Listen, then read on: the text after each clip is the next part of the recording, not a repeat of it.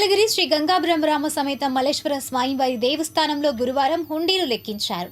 ఈ కార్యక్రమంలో trust board chairman Bogi Koteswararao, Guntur division inspector PCH V Srinivasulu, Nrusimhalayam EO Sunil Kumar, Nuthakki group దేవస్థానముల ఈవో విజయలక్ష్మి, దేవస్థాన ఈవో గోపి తదితరులు పాల్గొన్నారు.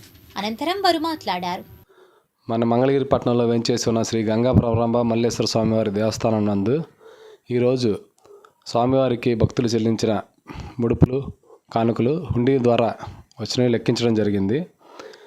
ఈ హుండీ లెక్కింపు సంవత్సర కాలానికి సంబంధించి 10,15,395 రూపాయలు హుండీ నుంచి దేవస్థానానికి ఆదాయం లభించింది.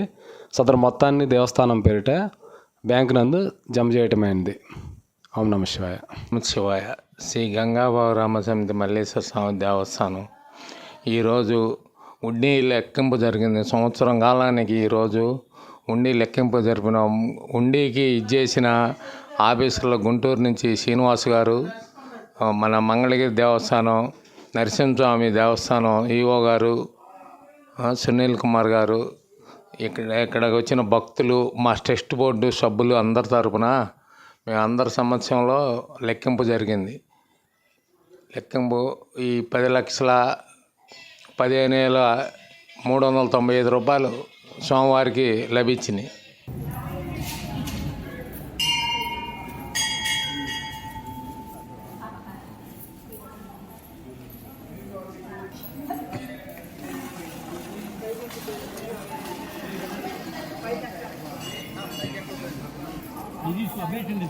ఇది